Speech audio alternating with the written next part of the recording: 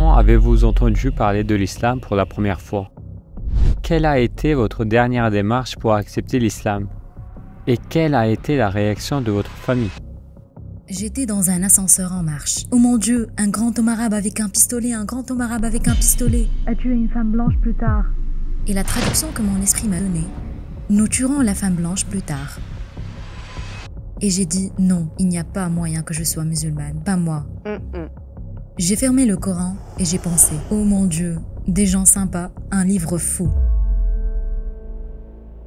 Assalamu alaikum sœur Lorraine et merci d'avoir accepté notre invitation. Nous sommes très heureux de vous avoir parmi nous. Je voudrais commencer par vous demander qui est Lorraine Booth. Pouvez-vous vous présenter brièvement? Assalamu alaikum wa rahmatullahi wa barakatuh. Bismillahirrahmanirrahim. Je m'appelle Lorraine Booth. Je suis journaliste, écrivaine et actrice. Je suis donc née en 1967 à Hampstead au nord de Londres. Ma mère était mannequin, mon père était acteur. Et je suis restée à Londres jusqu'à l'âge de 20 ans. J'étudiais le théâtre. C'était mon grand rêve. Je voulais aller à Hollywood. Donc, après avoir été actrice pendant 7 ans, je me suis reconvertie professionnellement en journaliste en 1997 et je fais aussi beaucoup de télévision. J'ai donc fait une apparition sur Sky News, j'étais dans le journalisme grand public. Je travaillais pour des gens comme le Daily Mail, ne me jugez pas, The Mail on Sunday. J'ai fait des trucs pour la BBC et Channel 5. J'ai animé beaucoup d'émissions de télévision, alhamdoulilah, des émissions de radio. Donc, en 2010, j'ai accepté l'islam. Et ce, après une série de voyages en Palestine et des rencontres avec les gens là-bas, y allant d'abord en tant que journaliste et ensuite en tant qu'activiste. Comment avez-vous entendu parler de l'islam pour la première fois? Je suppose que la première fois que j'ai vraiment pris connaissance à l'islam était en 2001, après le 11 septembre. Je me souviens avoir regardé les images, semblant montrer des avions entrés dans les tours jumelles. Et j'étais assise avec un jeune enfant en train de réfléchir. Quel pays pauvre va devoir payer pour cela? Et dans mon esprit, j'étais une socialiste et un gauchiste. Et j'ai compris que l'Occident a une guerre avec certaines personnes pour le pouvoir. Je suis comme un pays pauvre qui n'a rien à voir avec cela. Va falloir payer afin que l'Amérique se sente à nouveau bien dans sa peau. Bingo, Afghanistan. Si l'islam était une menace pour l'Occident, il existe depuis 1400 ans et des milliards de personnes l'ont suivi. Ils auraient pu simplement prendre l'Ouest ou faire des choses horribles. Donc, un acte ne signifie pas que l'ensemble du monde musulman est responsable d'un acte commis par un petit groupe de personnes. Qu'est-ce que c'est? C'est une décision politique d'impacter et d'infliger aux musulmans. Et je ne me suis pas rangée derrière cela. Je ne pouvais pas, dans mon cœur, me ranger derrière ça. Nous savons qu'en tant que journaliste, vous avez été en Palestine à de nombreuses reprises. Pourquoi avez-vous décidé d'y aller pour la première fois? J'ai senti une main invisible sur mon dos, me poussant vers la Palestine. Je n'ai pas d'explication. Je ne parlais pas arabe. Je ne connaissais aucun Palestinien. Mais honnêtement, j'ai senti absolument une main sur mon dos en train de me dire « Allez en Palestine, allez en Palestine, allez en Palestine ». Et je me suis retrouvée en Cisjordanie, toute seule, sans aucune formation. Pouvez-vous nous parler de votre expérience en Palestine? Je pense qu'il est vraiment important de comprendre que je suis allée en Terre Sainte en tant que chrétienne. Et j'étais super excitée de marcher sur les pas de Jésus-Christ. Pour moi, c'était comme un pèlerinage. Partout, c'était « Oh mon Dieu, Jésus aurait pu être ici ». C'est incroyable. Je ne m'attendais pas à aller à Jérusalem où il a traîné la croix et qu'il fallait aller au Saint-Sépulcre. Et mon Dieu, Jésus était là, c'est incroyable. C'est vraiment arrivé. Mais partout où j'ai commencé à aller au Moyen-Orient, c'était les musulmans qui s'occupaient des sites chrétiens. Et cela m'a vraiment troublée. Donc par exemple, l'endroit où Jésus, que la paix soit sur lui, a tué les lépreux est une grotte au Liban. Et une église se trouve rattachée à la grotte. Et l'homme qui l'ouvre est un musulman. Et j'ai dit, ok, pourquoi avez-vous les clés de ça? Il a dit, c'est dans ma famille depuis des générations. Et j'ai dit, je peux vous demander quelque chose? Il a dit oui. J'ai dit, est-ce que votre famille les a volés aux chrétiens? Peut-être qu'ils ont tué les chrétiens pour les avoir? Il me dit, vous n'en savez vraiment pas beaucoup sur ce sujet. Non, les chrétiens nous font confiance avec ces clés parce que nous nous soucions de Jésus nous aussi. Et pour la première fois, je suis là à dire, Jésus est votre prophète? D'accord. Et les musulmans semblent en savoir beaucoup plus sur lui aussi. Les musulmans semblent en savoir beaucoup sur Jésus. Vous savez, j'ai fait un voyage incroyable pendant 2 semaines et j'ai été choquée que ce soit le monde dans lequel nous vivons, que tout ce que je pensais savoir sur le Moyen-Orient était un mensonge. Aviez-vous des préjugés à l'égard de l'islam? Et si vous en aviez, comment ont-ils disparu? Quand je devais rencontrer Mahmoud Abbas, c'est donc moi, une journaliste occidentale qui écrit habituellement sur les parties qui va dire « Oh mon Dieu, un grand homme arabe avec un pistolet, un grand homme arabe avec un pistolet ». Et puis, je me souviens que j'étais dans un ascenseur et un des gardes arabes a fait, vous savez, c'est ainsi que j'ai entendu. Et la traduction que mon esprit m'a donnée, en grosses lettres, était « Nous tuerons la femme blanche plus tard ».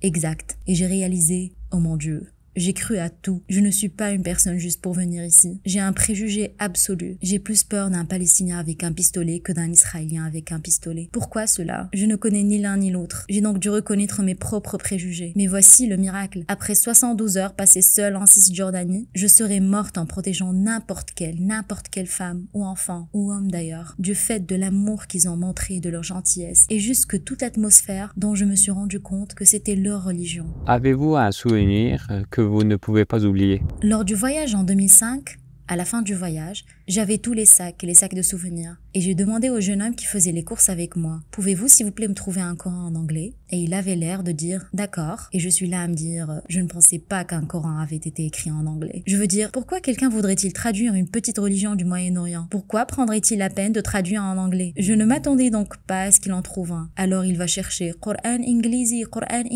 et il revient. Il a le Coran en anglais. Et je me dis « D'accord, super ». Et puis je le regarde, il y a genre 600 pages. Je me dis « Je ne vais jamais lire ça ». Et puis je me souviens que j'ai demandé à ce jeune Shebab de Jérusalem combien je vous dois parce qu'il a fait du commerce avec moi. Alors il commence, il fait comme ça fait 150 et je me dis oh je vais me faire plumer là, je vais me faire avoir. Et puis il fait ça, il va oublie ça, vous ne nous devez rien. Quoi? Il a dit la seule chose que je vais vous demander c'est de ne pas oublier la Palestine quand vous partirez, ne nous oubliez pas. C'est vraiment impressionnant. Oui, subhanallah. Et quel a été l'événement le plus surprenant en Palestine?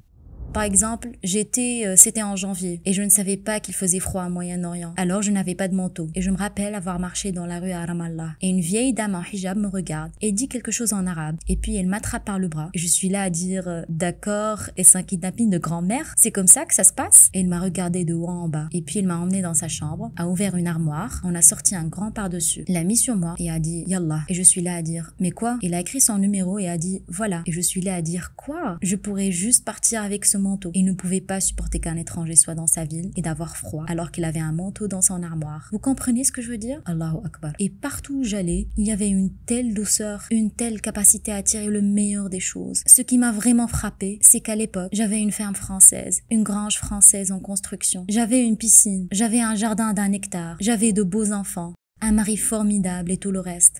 Mais si une seule chose tournait mal, je serais intérieurement perturbée. Donc, par exemple, si le rédacteur en chef n'était pas satisfait du travail, oh, toute la maison était en désordre. Oh mon Dieu, je suis stressée. Tu sais, une toute petite chose. Tout devait être parfait. Ou je n'étais pas dans un endroit calme. Et ces gens, des gens tués par l'armée, maisons prises par les occupants, juste la négligence quotidienne de leur zone et l'oppression. Et ils étaient comme « Salam, paix, comment allez-vous? Prenez un peu de notre nourriture. » Et ils avaient ce calme.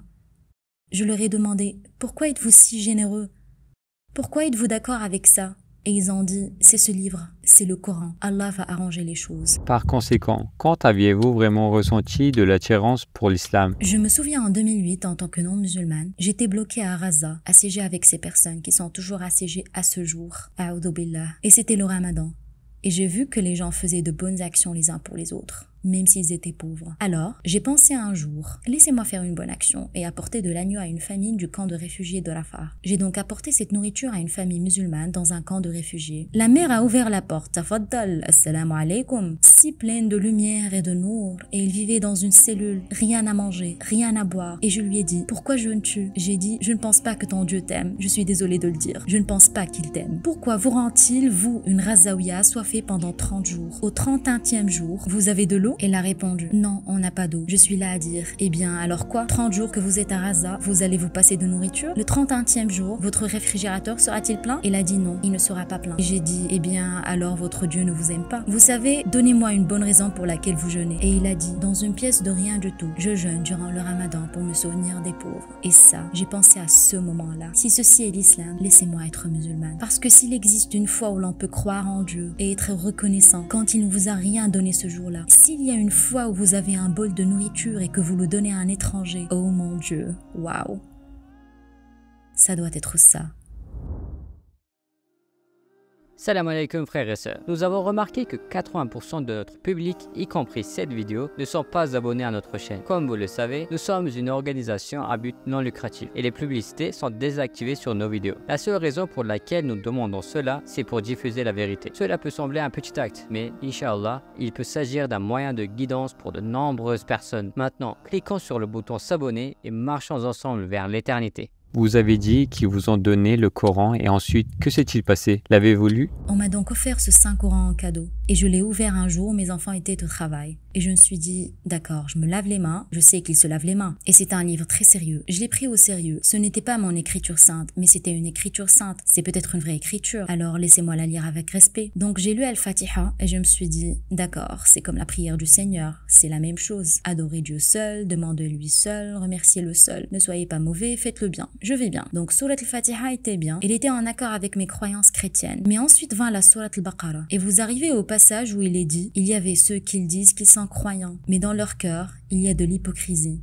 Et ils savent qu'ils ne disent pas la vérité. Et Allah déteste les menteurs. Je veux dire, en gros, ils me critiquaient pour mon hypocrisie. Ils me disaient que j'irais dans le feu de l'enfer parce que je croyais en Dieu. Mais je ne faisais rien à ce sujet. Et je prenais de mauvaises décisions. Et je n'étais pas une bonne personne. Et je n'adorais pas. Et ne m'en souciais pas. Et je mentais. Et j'ai fermé le Coran et me suis dit, oh mon Dieu. J'avais cette sensation de froid. C'était une journée chaude, mais une terreur absolue. Et pour moi, le Coran a été terrifiant. Alors je l'ai pris. Et je l'ai mis sur l'étagère du haut et j'ai dit, waouh, des gens sympas, un livre fou. Parce que je n'avais jamais vu Dieu si en colère auparavant et il était en colère contre moi. Avez-vous reçu la dawa des musulmans? J'ai reçu la da'wa en fait à un endroit pendant mon voyage. Il y avait un groupe de personnes qui étaient très familiers avec moi. Savez-vous qui ils étaient? Des chauffeurs de taxi somaliens. Ils étaient en train de faire la et je les ai trouvés en train de me faire la da'wa. Donc je disais assalamu alaikum parce que j'avais été en Palestine et je pensais que cela voulait dire bonjour. Wa alaikum salam. Êtes-vous musulmane? Non, mais je suis intéressée. Oh mince, faites attention car vous allez l'être. Vous allez avoir un dars juste là. Vous allez recevoir une khutba de votre chauffeur. Et je les ai vraiment appréciés. Et alors il disait, eh bien, comme le prophète a dit à Aïcha, et j'apprenais des choses étonnantes. Cet homme merveilleux qui avait vécu il y a 1400 ans dans un désert d'Arabie et ne savait ni lire ni écrire, mais a appris aux gens à se changer eux-mêmes et à changer le monde. Et je suis tombée amoureuse de Mohammed, que la paix et la bénédiction d'Allah soient sur lui. Quelle a été votre dernière étape vers l'acceptation de l'islam? On m'a proposé un emploi à l'Islam Channel vers 2007 parce que je défendais la justice palestinienne et aussi pour le peuple d'Irak. Et Mohamed Ali de la chaîne Islam Channel m'a offert le poste et j'ai dit, j'ai quelques conditions. Numéro 1, ne me parlez pas d'islam. Parce que je pense que c'est très bien et je pense que vous êtes très bien, mais ce n'est pas pour moi. Et numéro 2, je ne porterai pas de hijab sur votre chaîne de télévision parce que je pense que cela dénigre et contrôle les femmes.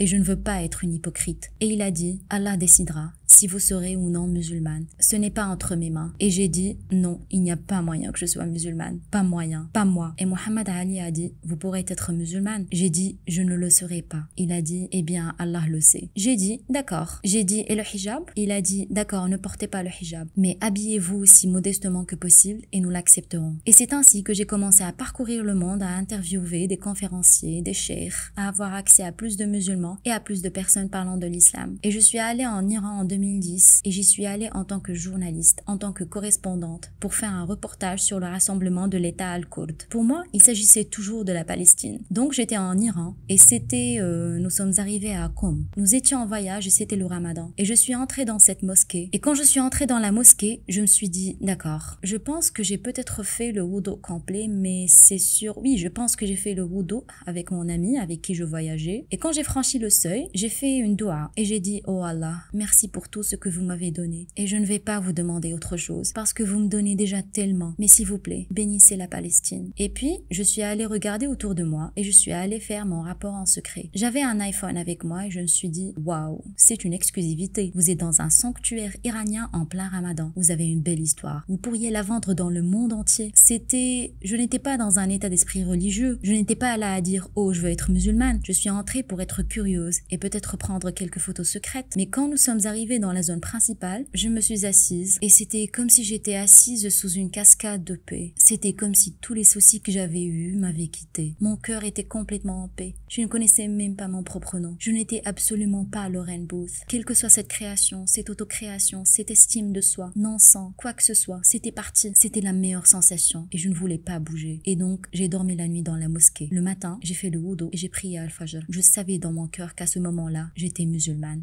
Qu'à ce moment-là, je savais que Dieu était unique et le prophète Mohammed était son serviteur et messager à 100%. Et ensuite, que s'est-il passé? Comment les gens autour de vous ont-ils réagi? Je n'avais pas envie de prendre l'avion pour retourner à Londres sans faire ma shahada. Mais je ne trouvais toujours personne car mon vol était à 6 heures du matin. Je suis donc entrée dans une mosquée à Londres. Vous savez quoi? Subhanallah. Quand j'ai fait la shahada, ashhadu douf. C'était comme des lingots d'or qui quittaient ma langue. Ashhadu anna la ilaha illallah douf. C'était comme s'il y avait eu un tremblement de terre. Ashhadu anna Muhammadan abduhu wa rasuluhu douf. Et je suis tombée sur le sol. Waouh, c'était monumental. Et je suis tombée en ayant l'impression d'être soudainement dans une grosse boule de coton. C'était comme être dans un coton. C'était comme juste du vêteux. Et tout s'est éloigné en quelque sorte. Le lendemain, alors que j'emmenais mes enfants à l'école, ils se sont enfuis devant moi et j'ai quitté la maison. Et je me suis dit, tu n'as pas mis ton hijab. Et je me suis dit, allez, tu n'es pas en Iran là. Tu n'as pas mis ton hijab. Tu n'as pas mis ton hijab. Tu es nue. Et je ne pouvais pas quitter la porte d'entrée de ma maison. J'ai dû aller chercher le seul foulard que quelqu'un m'avait donné et l'enfiler d'une manière bizarre, vraiment gênante. Et j'ai accompagné les filles à l'école avec le foulard. Et ils ont dit « Maman, pourquoi portes-tu le hijab ?» J'ai répondu « Il fait froid ». Elles ont dit « Il fait chaud ». J'ai dit « Peu importe, allez jouer, marcher dans les bois ». Et quand je suis arrivée à l'école, un des papas travaillait pour le Jewish Chronicle. Et il avait l'air de dire « Oh, c'est une grande nouvelle ». Et je suis là à me dire « Oh mec, je suis dans un tel pétrin maintenant ». Il semblait dire « Oui ». Comme si tous ces Noëls étaient arrivés en même temps. Mais je m'en fichais. Je suis rentrée chez moi et pendant les 7 jours suivants, tout a changé. Je voulais prier. Je voulais crier à Allah. J'ai mis ma tête à terre comme j'avais vu les musulmans le faire. Et j'ai dit et redit 2 choses. J'ai dit merci et j'ai dit pardon. J'ai dit merci de m'avoir donné cette vie, pour m'avoir donné tout l'amour que j'ai eu, tout ce que je n'ai pas reconnu. Vous savez, mes belles filles, j'ai connu l'amour, j'ai eu des opportunités, j'ai eu une bonne famille et je vous connais et je vous remercie. Et puis, j'ai dit pardon, juste beaucoup de pardon. Et j'ai beaucoup pleuré pendant environ 1 semaine. Mais ensuite, j'ai dû reprendre le Coran et c'était effrayant. Alors j'ai fait ma shahada un vendredi et mes enfants avec leur père, nous étions divorcés ou séparés. Et ce vendredi soir, je suis là à me dire, d'accord, super, les enfants sont... Je fais ma shahada, je rentre à la maison et je m'assois là et je suis là à dire, bon, vendredi soir, je vais appeler un ami masculin. Oh, tu ne peux pas vraiment faire ça, c'est... Vous savez, laissez-moi prendre une cigarette. Je n'ai pas vraiment envie de fumer une cigarette quand je sais que je vais prier et prononcer le nom d'Allah. Alors, je suis allée voir dans mon réfrigérateur et il y avait une bouteille de vin. Je me suis dit, d'accord, ça va être une vie ennuyeuse. Il n'y avait donc littéralement rien à faire. Alors, j'ai repris le Coran et j'étais là à dire, oh Dieu, ya Allah, s'il vous plaît, faites que cela ait une bonne fin. S'il vous plaît, faites que ce ne soit pas, je vais maintenant aller en enfer. Ne me laissez pas me tromper. Je vous fais confiance. Et le Coran dit juste, bienvenue. Où étiez-vous? Dieu vous aime. Vous avez fait le bon choix et tout va bien se passer. Incroyable, vraiment. Et quelle a été la réaction de votre famille? Je pensais que ce serait une grosse affaire quand ma famille apprendrait que j'étais musulmane. Ma mère était très sarcastique et il disait « Tu as rejoint les fous, tu as rejoint les cinglés, vas-tu devenir une terroriste ?» Elle a toujours eu beaucoup de peur. Mais je suis devenue une meilleure fille, Inch'Allah. J'ai travaillé très dur pour l'aimer pendant les dernières années de sa vie et à arranger les choses. Et mon père avait juste peur. Pourquoi en tant que femme libre serais-tu habillée comme ça? Pourquoi laisserais-tu un homme t'habiller ainsi? Parce que Dieu ne veut pas que tu le portes. Les hommes t'ont dit de porter ça? Je suis là à lui dire, eh bien, je porte ça pour Dieu, d'accord? Et il est là à dire, mais tu peux aller vers Dieu de toute façon. Tu n'es pas obligé d'y aller comme ça. Donc il s'inquiétait du mariage que j'avais. Vas-tu être servile? Vous savez, tu peux être une servante. Il a dit, toutes mes filles sont des femmes fortes. Je suis là à dire, vous ne comprenez pas. Mais subhanallah, j'ai pu avoir une discussion avec mon père sur son lit de mort. Subhanallah. Et j'ai pu lui lire Al-Fatiha. Et j'ai pu tenir sa main et regarder profondément dans ses yeux. Et partager la spiritualité et l'amour de Dieu avec lui. Et il a dit que Dieu est un. Et que le prophète Mohammed, que la paix et la bénédiction d'Allah soient sur lui, est le dernier prophète. Et Jésus, que la paix soit sur lui, est un prophète. Donc, Allah sait mieux que quiconque. Il ne l'a pas dit en arabe et je ne l'ai pas poussé. Mais il m'avait toujours dit, il y a un seul Dieu. Jésus, que la paix soit sur lui, est un prophète. Et j'ai dit, le prophète Mohammed, que la paix et la bénédiction d'Allah soient sur lui, était un grand homme, qui était un prophète. Il a dit d'accord, je crois qu'il était un prophète. Et j'ai fait un beau rêve à son sujet après sa mort. Il était lavé par 3 imams et plein de lumière, donc Inch'Allah. À cette époque, vous travailliez dans une chaîne d'information anglaise. Que s'est-il passé là-bas? le premier matin où je suis allée voir Sky News en hijab était hilarant. Parce que vous savez, ils sont tous formés pour être des gens très cool, peu importe qui entre dans le studio. Mais là, vous pouviez voir tout le monde faire « Oh mon Dieu, avez-vous vu ?» Tu sais, quand tu passais devant, c'était « Salut Lorraine !» Vous savez, je pouvais voir ce qui se passait derrière moi. 2 jours plus tard, j'ai reçu un appel disant « Lorraine, on est en train de remuer les choses, nous n'aurons plus besoin de vous. Coupez. » Ils n'ont plus jamais eu besoin de moi. Maintenant, est-ce que les hijabis sont sur Sky News? Oui, mashallah. Y a-t-il des hijabis dans l'actualité? Eh bien oui. Avez-vous déjà vu une hijabi convertie dans les infos? Nommez-en une. Maintenant, c'est une lutte que le monde conventionnel mène. Parce que si vous acceptez que l'islam soit votre religion, qu'Allah est votre Seigneur, alors selon les critères des médias, vous avez soit fait une dépression nerveuse, soit vous avez fait une dépression nerveuse. Je ne pense même pas qu'il y ait une raison. Comment peuvent-ils vous présenter comme une personne pensante, intelligente, personne crédible qui au milieu de sa vie dit « Bonjour tout le monde, je m'appelle Lorraine Booth. Je crois qu'Allah est Dieu et que le prophète Mohammed était le dernier prophète. Maintenant, à la météo. » Vous savez, vous ne pouvez pas faire ça. Ils peuvent avoir des personnes mat de peau qui portent le hijab parce que, oh, c'est leur petit truc différent. Mais si vous êtes blanche de peau, comment cela peut-il être possible sans avoir une conversation sur Dieu et sur l'islam et sur ce que nous faisons aux musulmans et de la façon dont nous traitons le monde musulman? Je viens avec cette réflexion maintenant et j'en suis ravie, alhamdulillah.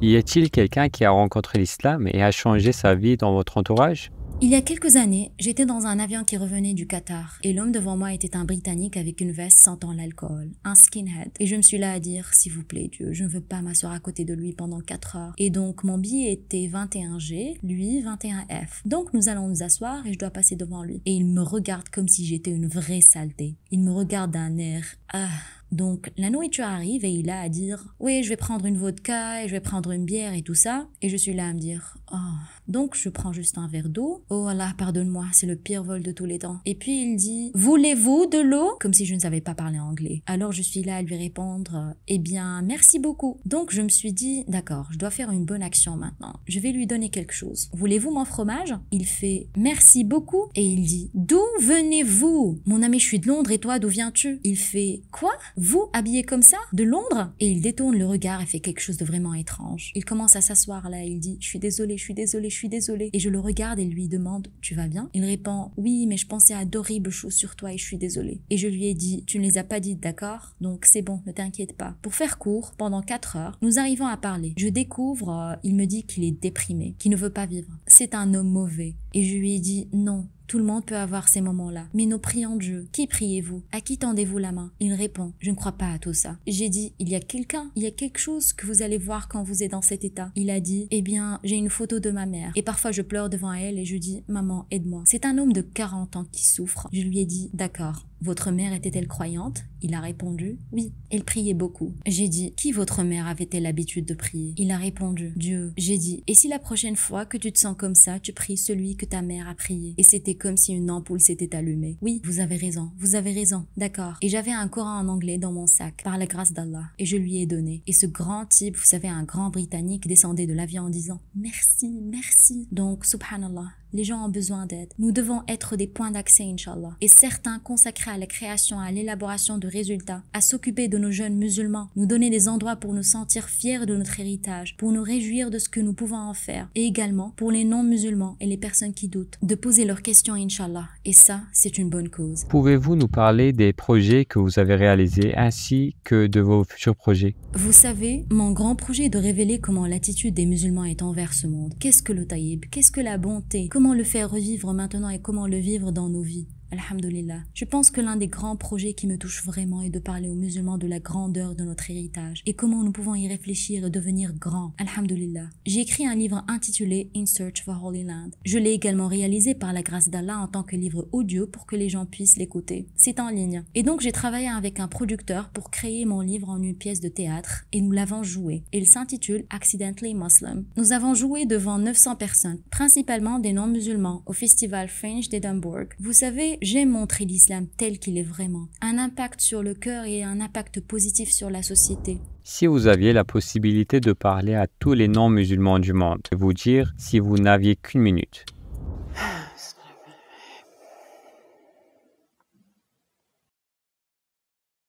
Ô vous qui êtes assis à la maison maintenant, vous avez du temps lorsque vous ne savez pas pourquoi vous êtes en vie.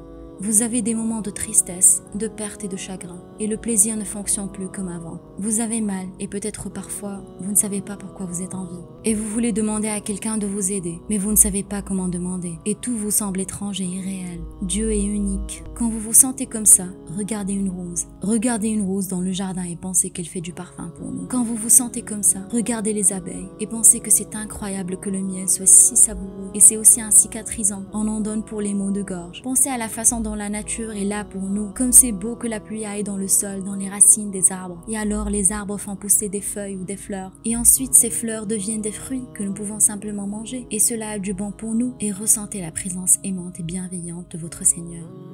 Merci Sœur Lorraine d'être avec nous. Nous nous retrouverons donc également dans d'autres projets. Inch'Allah. Assalamu alaikum wa rahmatullahi wa barakatuh.